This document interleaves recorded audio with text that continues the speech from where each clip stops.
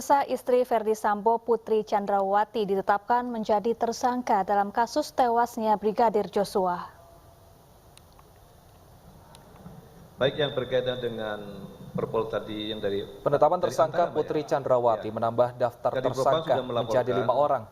Putri disangkakan pasal 340 tentang pembunuhan berencana. Polri juga akan menyerahkan berkas perkara 4 tersangka yakni RR, RE, FS, dan KM ke Kejaksaan. Itu adalah pasal 30.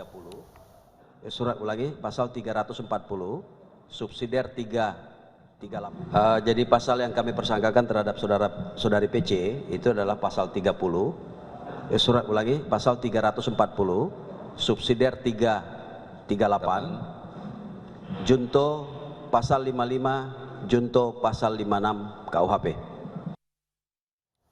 Putri Chandrawati dijerat pasal pembunuhan berencana sama dengan suaminya. Berapa ancaman hukumannya dan apakah dia termasuk tokoh utama dalam skenario ini? Kami akan membahasnya bersama dengan pakar hukum pidana Abdul Fikar Hajar. Selamat sore Pak Abdul Fikar. Selamat sore Mas Yosan. Baik, dan Mbak siapa ya? Oke. Baik, Pak Abdul Fikar, ini dinyatakan bahwa istri Verdi Sambo ini, Putri Chandrawati, sama dikenakan pasal 340. Nah, tapi meskipun perannya saat ini belum diketahui apakah dia statusnya memang ikut dalam skenario atau hanya melihat saja, apakah ini tepat Pak? Atau mungkin ada pasal lain yang bisa dikenakan kepada Putri Chandrawati? Ya, di dalam hukum pidana ya, mereka yang terlibat dalam satu peristiwa itu sebenarnya ketika pertama kali diperiksa itu statusnya adalah sebagai saksi. Nah, saksi sebagai bagian dari alat bukti. Ya, alat bukti itu ada saksi, ahli, bukti surat, keterangan tersangka dan petunjuk. Nah, nanti antara keterangan saksi dengan saksi itu akan lahir petunjuk. Nah, biasanya setelah diperiksa alat bukti itu maka akan ditetapkan siapa yang bertanggung jawab di dalam peristiwa itu. Nah, dialah yang ditempatkan sebagai tersangka gitu. Nah, jadi kalau kemudian di dalam peristiwa penembakan itu ada beberapa orang di situ gitu ya, ada beberapa orang di situ yang melihat, mendengar, bahkan melakukan sendiri gitu. Maka orang-orang yang ada di situ tapi tidak melarang atau tidak melakukan upaya tidak melakukan upaya melerai atau menghalang-halangi supaya tidak terjadi pembunuhan, maka semuanya akan kena itu. Ya, yang diam saja pun sekalipun itu akan juga bagian dari pelaku gitu. Ya, karena dia membiarkan terjadinya tindak pidana. Nah, karena itu polisi menetapkan selain pasal 55 itu peserta, artinya 55 itu orang yang sama-sama melakukan, ya sama-sama melakukan tindak pidana, yaitu umpamanya sama-sama menembak, membantu mengisi peluru atau apa umpamanya, ya itu 55. 55 itu peserta maksud saya, ya. Jadi yang bersama-sama melakukan tindak pidana. Tetapi 56 itu yang membantu. Nah, membantu memperlancar terjadinya peristiwa itu, gitu. Sekaligus juga umpamanya menutup-nutupi, gitu. Dia tahu tapi dia tidak bongkar, gitu ya. Dia tahu tapi dia tidak laporkan kepada aparat penegak hukum, umpamanya. Nah, itu juga kena, gitu. Nah, semua itu dikualifikasi sebagai pelaku oleh hukum pidana, ya.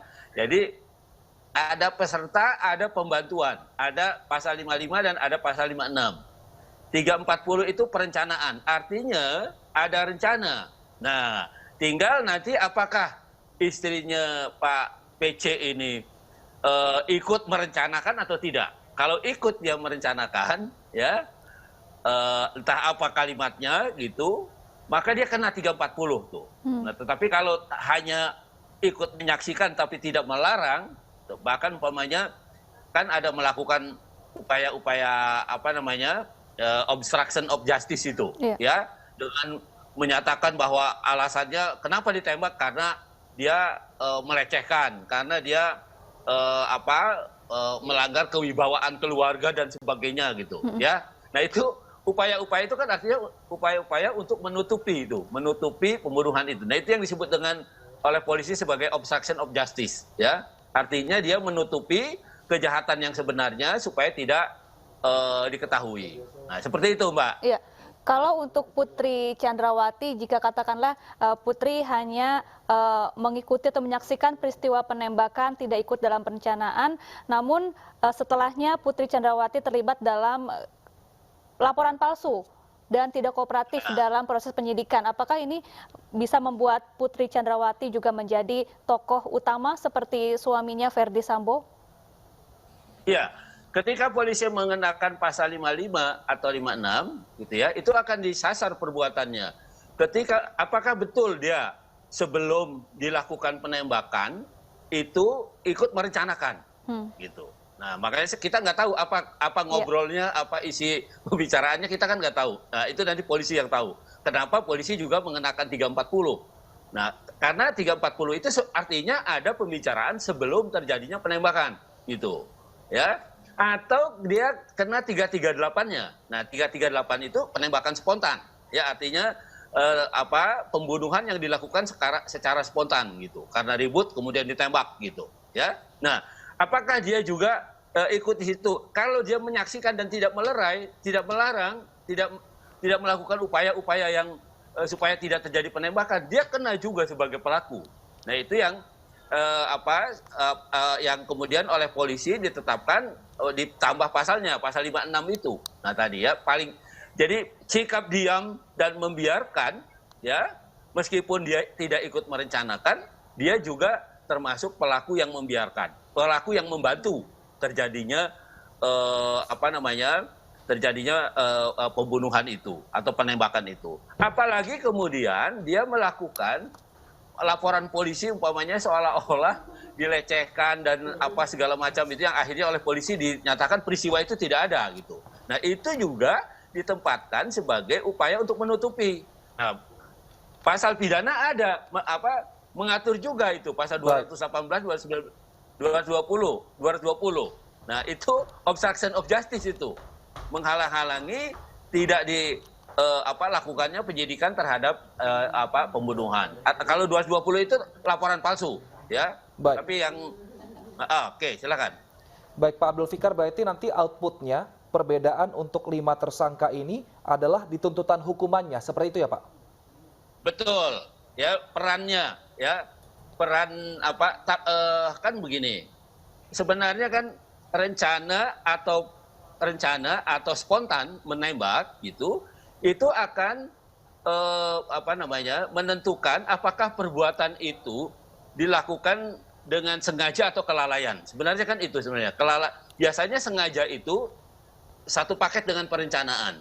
Nah, sengaja dan kelalaian akan melahirkan satu fakta bahwa itu perbuatan dilakukan dengan sengaja atau merupakan kelalaian. Dan ini akan menentukan berat ringannya hukuman. Baik. Nah, tetapi yang 5556 ini semuanya pelaku. Semuanya Baik. pelaku. Karena itu kalau menurut saya hukumannya ya nanti tinggal, menurut saya sih harusnya sama, ya. Harusnya karena mereka bersama-sama gitu. Baik. Terima kasih Pak Abdul Fikar Hajar, pakar hukum pidana telah bergabung bersama kami di iNews Sore.